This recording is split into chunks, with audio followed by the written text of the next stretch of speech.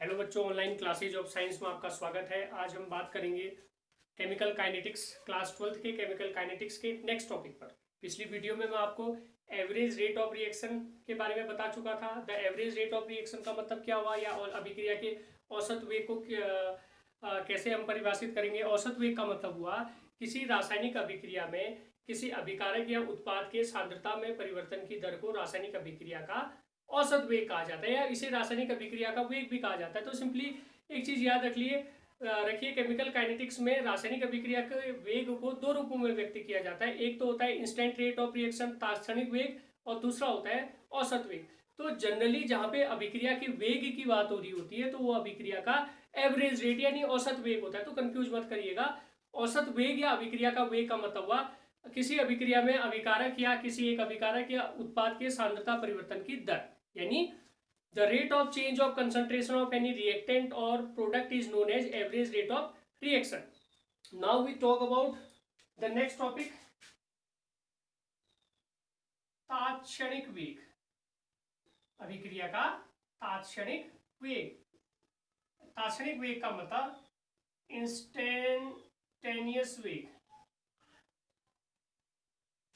Instantaneous rate of reaction क्या होता है। देखो, instantaneous rate of reaction means the rate of change of concentration of any reactant और product at a particular time और particular instant. किसी निश्चित क्षण पर या निश्चित समय पर, यानी एट अ पर्टिकुलर टाइम, किसी रासायनिक अभिक्रिया के अभिकारक या उत्पाद के सांद्रता परिवर्तन की दर को उस रासायनिक अभिक्रिया का तात्क्षणिक वेग कहते हैं। सो instantaneous rate of reaction is defined as the rate of change of concentration of any reactant or product at a particular time is known as instantaneous rate of reaction.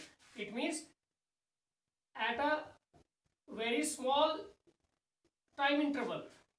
It means when time interval is approximately is approximately equal to the zero, at that time the average rate is the instantaneous rate of reaction. याद रख लेना, हम ऐसे भी define कर सकते हैं, at a very short interval, time interval, at a very short time interval, और at a very short time interval when delta t is equal to zero, at that time the average rate of that reaction is known as its instantaneous rate of reaction. हम ऐसे भी define कर सकते हैं कि अति सूक्ष्म समय अंतराल पर किसी रासायनिक अभिक्रिया के औसत वेग को ही उसका तात्क्षणिक वेग कहते हैं। Instantaneous rate of reaction is denoted by R I N S. ठीक है, तो R I N S T, R instant is equal to, या तात्क्षणिक वेग बराबर अभिकारक के रूप में कहोगे तो minus D concentration of R बटे डी टी बराबर डी कंसंट्रेशन ऑफ पी बट्टे डी टी।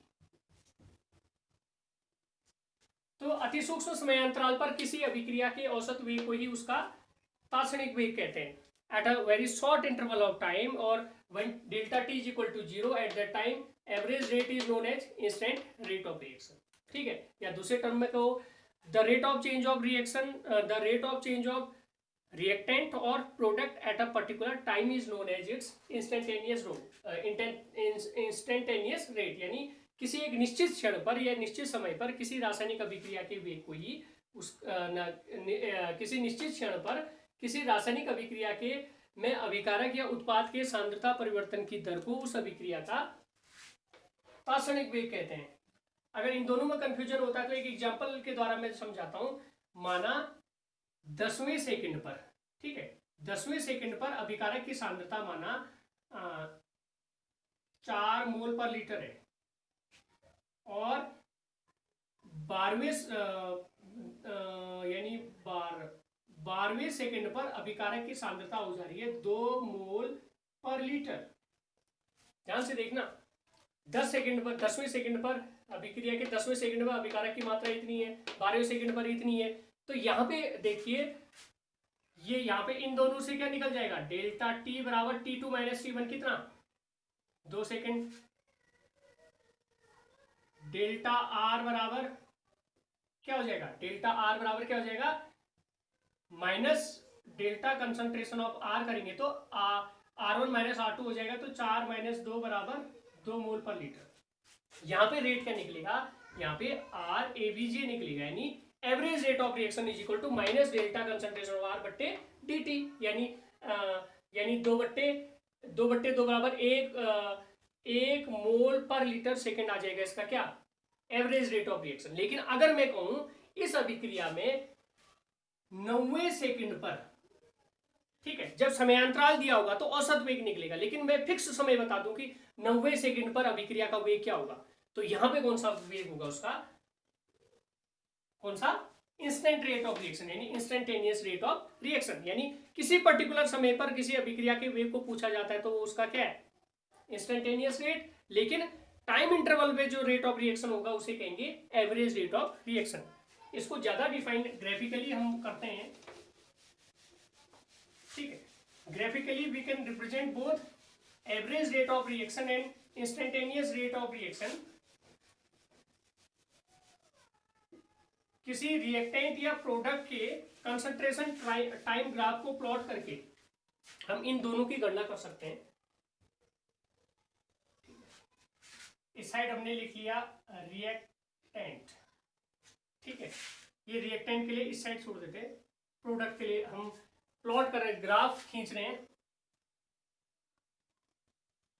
लाइन कॉपी में खुद सीधी खींच लेगा स्केल की सहायता से, जितना संभव हो सके मैं सीधी खींचने की कोशिश करता हूं, ठीक है। रिएक्टेंट के लिए मान लेते हैं ये है कंसंट्रेशन, ठीक है, यहाँ पे हमने लिया ये कंसंट्रेशन है और ये है टाइम, ठीक है। रिएक्टेंट के लिए हमने कौन सा ग्राफ प्लॉट करना है, कंसंट्रेशन टाइम ग्राफ, ठीक है। कंसंट्रेशन यानी सांद्रण और समय ग्राफ के मध्य, सांद्रण तथा समय के मध्य ग्राफ खींचेंगे। माना इनिशियल कंसंट्रेशन ये है, यानी प्रारंभिक सांद्रण, यानी जितने अभिकारक हमने लिए हैं, प्रारंभिक सांद्रण अभिकारक का ये है।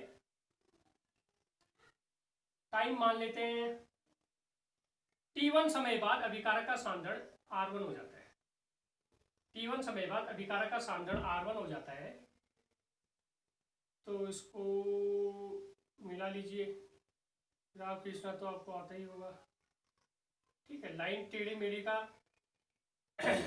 कोई बात नहीं, टेढ़ी मेढ़ी होगी तो आप कॉपी में समझने के लिए है ये बस। और मान लेते हैं T2 समय पर ये हो जा रहा है, T2 समय पर इसका हो जा रहा है, मान लेते हैं R2, कंसंट्रेशन ऑफ R2, ठीक है। T1 समय पर कंसंट्रेशन R1 था, T2 समय पर कंसंट्रेशन R2 हो जाएगा, तो इन दोनों को मिला लेते हैं, ठीक है। तो अब इसमें ग्राफ प्लॉट करते हैं। प्रारंभिक सांद्रण ये था, इससे होते हुए ये होते हुए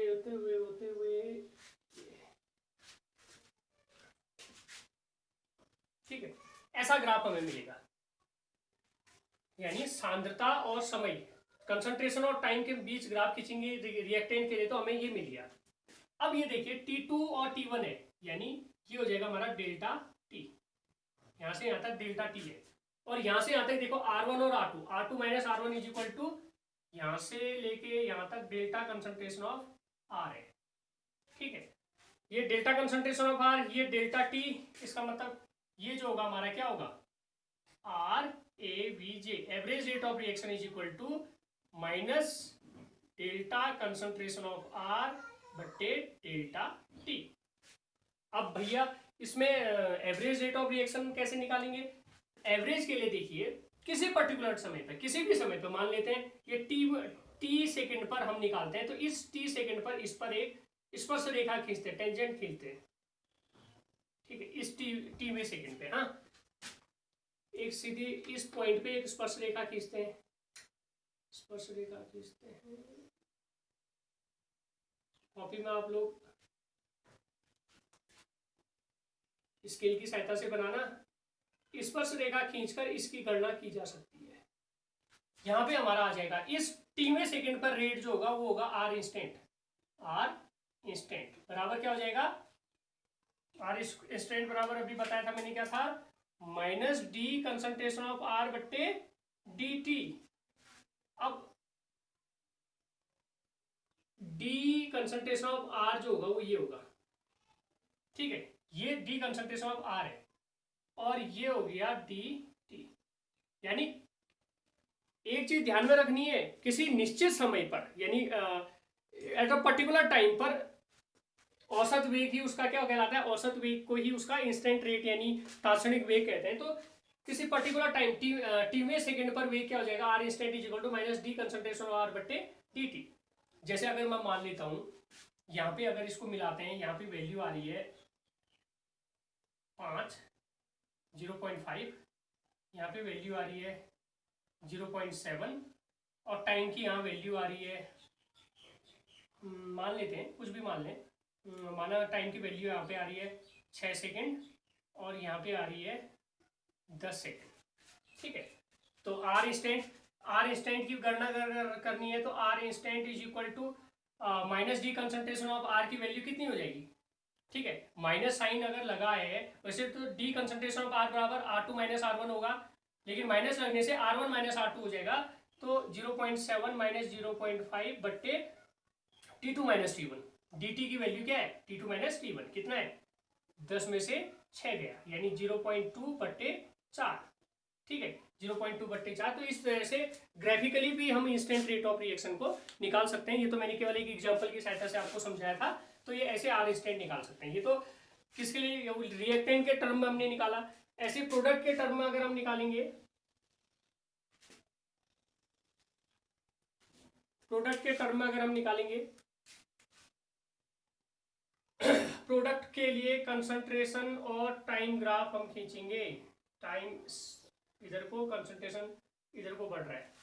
आपको पता है रिएक्शन स्टार्टिंग में ऐसा नहीं कि स्टार्टिंग में ही रिएक्टेंट रिएक्ट करके मॉलिक्यूल मतलब कंपाउंड बना लेंगे या प्रोडक्ट बना लेंगे। स्टार्टिंग में तो इनिशियल कंसंट्रेशन 0 होगा, ठीक है, यानी रिएक्टेंट का तो इनिशियल कंसंट्रेशन मैक्सिमम होता है लेकिन प्रोडक्ट का इनिशियल कंसंट्रेशन 0 होगा। हम मानते हैं T1 टाइम बाद इसका कंसंट्रेशन हो जा रहा है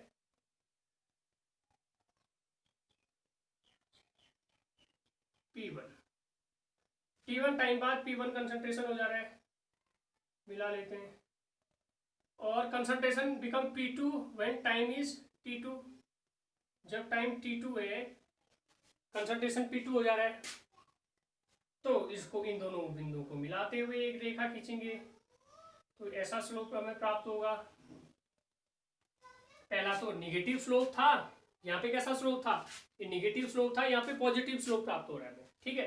तो अब यहाँ पे देखना, ये जो है ये P1 माइनस ये क्या है T2 माइनस T1, यानी T2 माइनस T1 का मतलब डेल्टा T, यहाँ से यहाँ तक डेल्टा T है। ये क्या है, ये लाइन सीधी हो गया P2 माइनस T1, यहाँ से डेल्टा P हो गया यहाँ तक। तो डेल्टा कंसंट्रेशन ऑफ P बट्टे डेल्टा T क्या होता है, डेल्टा कंसंट्रेशन ऑफ P बट्टे डेल्टा T क्या होता है, average rate in terms of product RAVG is equal to, minus नहीं आएगा यहाँ पे, डेल्टा कंसंट्रेशन ऑफ P बट्टे डेल्टा T, ठीक हो गया। किसी पर्टिकुलर टाइम पे हम खींचना चाह रहे हैं, अगर इंस्टेंट रेट निकालना है तो इसी पर्टिकुलर टाइम पे यहाँ पे एक स्पर्श रेखा खींच लेंगे। इस स्पर्श रेखा खींचते हुए ये हमारा इस टाइम पे बताएगा RINST, instant rate of reaction is equal to D concentration of P बट्टे DT। तो याद रख लेना, किसी निश्चित क्षण पर अभिक्रिया के वेग की जहां पे बात होती है वो इंस्टेंटेनियस रेट ऑफ रिएक्शन होता है, और किसी टाइम इंटरवल पे रेट ऑफ रिएक्शन जो निकालते हैं वो एवरेज रेट ऑफ रिएक्शन होता है। तो average rate of reaction equal to the instantaneous rate of reaction when time is particular, किसी पर्टिकुलर समय पर, किसी जैसे मैं कहता हूँ 10वें सेकंड पर अभिक्रिया का वेग क्या होगा या 18वें सेकंड पर वेग क्या होगा। तो इस एक पर्टिकुलर टाइम पर किसी अभिक्रिया का औसत वेग ही उसका कहलाता है तात्क्षणिक वेग, यानी at a particular time the average rate of reaction is known as instantaneous rate of reaction. ये तो हमारे दो प्रकार के वेग हो गए, दो प्रकार के रेट ऑफ रिएक्शन हमने पढ़ ली। Now we talk about the factor affecting the rate of reaction. अब हम पढ़ेंगे अभिक्रिया के वेग को प्रभावित करने वाले कारक। अभिक्रिया के वेग को प्रभावित कौन कौन से कारक करते हैं, इसके बारे में क्वेश्चन भी कभी एक एक दो दो नंबर के पूछे जाते हैं। वैसे भी इंटरेस्टिंग है, आपको पता होना चाहिए क्योंकि केमिकल काइनेटिक्स से रेट ऑफ रिएक्शन की बात हो रही है। तो फैक्टर्स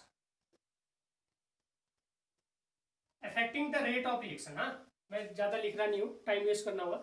तो factor affecting the rate of reaction, अभिक्रिया के वेग को प्रभावित करने वाले कारक कौन कौन से होते हैं? कौन कौन से होते हैं रेट ऑफ रिएक्शन को इफेक्ट करने वाले कारक? एक तो होता है सांद्रण, कंसेंट्रेशन, अभिकारक का सांद्रण या सांद्रता। दूसरा होता है टेम्परेचर यानी ताप। तीसरा होता है दाब यानी प्रेशर। चौथा होता है, और क्या हो सकता है, कैटेलिस्ट। पांचवा होता है surface area, surface area of reactant, अभिकारक का यानी सरफेस एरिया ऑफ रिएक्टेंट का मतलब अभिकारक का पृष्ठीय क्षेत्रफल, अभिकारक का पृष्ठीय क्षेत्रफल। और छठा जो होता है वो होता है nature of reactant, nature of reactant है, हाँ नेचर ऑफ रिएक्टेंट, ठीक है, नेचर ऑफ रिएक्टेंट। तो पहले बात करते हैं हम कंसंट्रेशन की। कंसंट्रेशन का मतलब सांद्रता, ठीक है। तो ये कारक जो है, ये 6 कारक जो है किसी रासायनिक अभिक्रिया के वेग को प्रभावित करने वाले कारक है, यानी ये रासायनिक अभिक्रिया के वेग को प्रभावित करते हैं। तो पहला कारक है सांद्रता यानी कंसंट्रेशन। तो एक काइनेटिक मॉलिक्यूलर थ्योरी आई, वो कहती है कि अभिकारक अणु के परस्पर टकराने के कारण, जब अभिकारक अणु परस्पर टकराते हैं तो उनके परस्पर टकराने के कारण रासायनिक अभिक्रिया पॉसिबल होती है। यानी कहने का मतलब है कि गतिज आणविक सिद्धांत कह रहा है कि जितना अभिकारक अणु के मध्य कोलिजन होगा, टक्कर होगी, रेट ऑफ रिएक्शन उतना बढ़ेगा। यानी the kinetic molecular theory suppose that the reaction proceed by the collision between the molecules of reactant के मॉलिक्यूल्स के बीच में टक्कर होने से यानी कोलिजन होने से रासायनिक अभिक्रिया संभव होती है। तो जितनी ज्यादा टक्कर होगी उतनी ज्यादा क्या हो जाएगी, रासायनिक अभिक्रिया का रेट हो जाएगा। तो कंसंट्रेशन क्या होता है कि when we increase the concentration, पहले मान लेते हैं 4 ही मॉलिक्यूल थे, लेकिन अब बढ़कर 10 बार जितने भी बना दिए मैंने, इतने मॉलिक्यूल हो गए। तो मॉलिक्यूल ज्यादा होने से उनके टकराने की संभावना क्या होगी, ज्यादा हो जाएगी। कक्षा में 2-3 ही बच्चे हैं, तो वहां पे टकराने की संभावना कम होती है, कंजेस्टेड। लेकिन जब हो जाए तो बहुत सारे बच्चे होते हैं तो अंदर बाहर करते हैं, उसमें टकराने की संभावना बढ़ जाती है। तो काइनेटिक मॉलिक्यूलर थ्योरी कहती है कि जैसे जैसे कोलिजन यानी कंसंट्रेशन बढ़ने से नंबर ऑफ कोलिजन्स बढ़ेंगे या नंबर ऑफ इफेक्टिव कोलिजन्स बढ़ेंगे, जिससे कि रेट ऑफ रिएक्शन क्या करेगा, इंक्रीज करेगा, ठीक है। तो गतिज आणविक सिद्धांत कहता है कि रासायनिक अभिक्रिया अभिकारकों के अणुओं के आपस में टकराने के कारण होती है। तो अभिकारक की सांद्रता अगर हम बढ़ाएंगे, अभिकारक की सांद्रता यानी कंसंट्रेशन अगर हमने बढ़ाया तो उनके टकराने की संभावना बढ़ जाएगी, जिससे रेट ऑफ रिएक्शन भी क्या हो जाएगा, बढ़ जाएगा। दूसरा टेम्परेचर से भी इंक्रीज करता है, यानी अगर टेम्परेचर बढ़ाओगे तो इनकी काइनेटिक एनर्जी बढ़ जाएगी, अभिकारक अणु की काइनेटिक एनर्जी बढ़ जाएगी। तो काइनेटिक एनर्जी बढ़ जाएगी तो पॉसिबिलिटी ऑफ कोलिजन बढ़ जाएगा, बढ़ जाएगा तो रेट ऑफ रिएक्शन भी क्या करेगा, इंक्रीज कर जाता है। यानी कहने का मतलब ये है कि जैसे अगर हम धीरे धीरे चलते हैं तो वहाँ पे टकराने की संभावना कम होती है, लेकिन अगर हम माना एक कमरे में और धीरे धीरे चल रहे हैं तो वहाँ पे टकराने की संभावना कम है। लेकिन दो बच्चों को अगर एक कमरे के अंदर ही इधर से उधर दौड़ने को कहा जाए और बहुत स्पीड से दौड़ने की को कहा जाए तो हम टकराने की संभावना वहाँ पे क्या होगी, बढ़ जाएगी। तो यहाँ टेम्परेचर में भी ऐसा ही होता है कि temperature increase the kinetic energy of molecules के या रिएक्टेंट मॉलिक्यूल्स की काइनेटिक एनर्जी बढ़ा देते हैं, जिससे कि उनकी पॉसिबिलिटी ऑफ कोलिजन बढ़ जाएगा, जिससे रेट ऑफ रिएक्शन इंक्रीज कर जाएगा। Pressure also increase the rate of reaction. अब प्रेशर बढ़ाने पर क्या होगा, ये रिएक्टेंट मॉलिक्यूल्स जो हैं ये एक दूसरे के ज्यादा नजदीक आ जाएंगे, तो ज्यादा नजदीक आ जाएंगे तो वहां पे टकराने की संभावना बढ़ जाती है। रोड जहाँ पे चौड़ी होती है तो वहाँ पे टकराने की संभावना कम होती है, लेकिन जहाँ पे पतली रोड होगी, सकरी रोड होगी, वहाँ पे अगर गाड़ियाँ चलेंगी तो वहाँ पे टकराने की पॉसिबिलिटी क्या होगी, ज़्यादा होगी। तो काइनेटिक मॉलिक्यूलर थ्योरी कह रही है कि by increasing the pressure the molecules get close to each other, so the possibility of collision increases, so rate of reaction also increased. Catalyst अगला है effect of catalyst. Effect of catalyst यानी उत्प्रेरक भी प्रभावित करते हैं। कैटलिस्ट हिंदी में, अगर हिंदी मीडियम के बच्चों के लिए उत्प्रेरक, ठीक है। उत्प्रेरक रासायनिक अभिक्रिया के वेग को प्रभावित करते हैं। Catalyst are those which affect the rate of chemical reaction. किसी रासायनिक अभिक्रिया के वेग को प्रभावित करने वाले जो पदार्थ होते हैं या सब्सटेंसेज होते हैं उनको कहते हैं chemical substances are known as catalyst. वो एक प्रकार के कैटलिस्ट है। जैसे हमारे बॉडी के अंदर डिफरेंट बायोकेमिकल वर्क्स होते रहते हैं, तो उसको इफेक्ट करने वाले जो एंजाइम्स होते हैं वो भी एक बायो कैटलिस्ट है। एंजाइम भी एक बायो कैटलिस्ट है। तो वैसे भी कैटलिस्ट के बारे में इसके बाद का जो सरफेस केमिस्ट्री है या पृष्ठ रसायन है उसमें पढ़ोगे। इसके बाद में बाद वाले चैप्टर में पृष्ठ रसायन है। अभी जनरली इतना याद रखो कि catalyst effect the rate of reaction. Positive catalyst होगा तो वो इंक्रीज कर देगा, और निगेटिव कैटलिस्ट होगा वो क्या कर देगा, डिक्रीज कर देगा, ठीक है। कैटलिस्ट अलग अलग प्रकार के होते हैं, अब नेक्स्ट चैप्टर में पढ़ोगे। अभी जनरली इतना याद रखो कि catalyst effect the rate of reaction. Positive यानी धनात्मक उत्प्रेरक जो होंगे अभिक्रिया के वेग को बढ़ा देंगे, और ऋणात्मक उत्प्रेरक अभिक्रिया के वेग को घटा देंगे। Next one, surface area of reactant. अभिकारक के पृष्ठीय क्षेत्रफल का भी अभिक्रिया के वेग पर प्रभाव पड़ता है। ये भी क्या कर देते हैं, इंक्रीज। जैसे जैसे पृष्ठीय क्षेत्रफल बढ़ेगा वैसे वैसे अभिक्रिया का वेग, यानी अभिकारकों का पृष्ठीय क्षेत्रफल जितना ज्यादा होगा अभिक्रिया उतने ही वेग से त्वरित होगी, यानी उतने ही वेग से प्रोसीड होगी।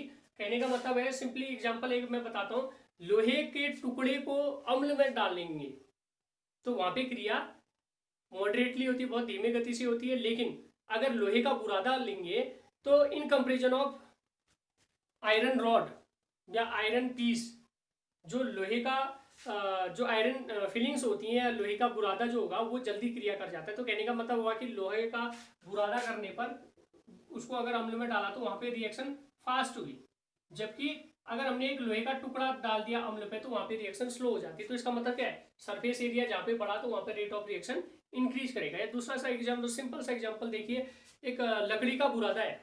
लकड़ी का बुरादा जो है उसको आग में डालेंगे वो जल्दी से, उसमें आग जल्दी पकड़ जाती है, जबकि लकड़ी का टुकड़ा, उसी लकड़ी का टुकड़ा जो है अगर टुकड़े के रूप में होगा तो वो धीरे से जलता है। कहने का मतलब ये है कि ज़्यादा जैसे जैसे सरफेस एरिया बढ़ेगा वैसे वैसे केमिकल रिएक्शन की पॉसिबिलिटी, ये तो खाली एग्जांपल दिया मैंने, तो वैसे वैसे केमिकल रिएक्शन का रेट जो होगा वो इंक्रीज कर जाएगा।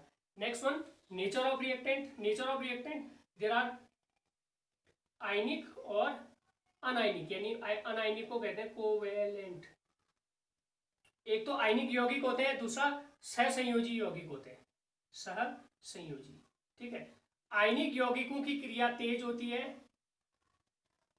और अगर रिएक्टेंट हमारे कोवेलेंट होंगे या सहसंयोजी होंगे तो वहां पे रिएक्शन का रेट जो होगा वो स्लो होगा। So the rate of reaction also depend on the nature of reactant. If the reactant is ionic, if the reactants are ionic, they react very fastly. If the reactants are covalent, they react very slowly. तो आज के लिए इतना ही, धन्यवाद।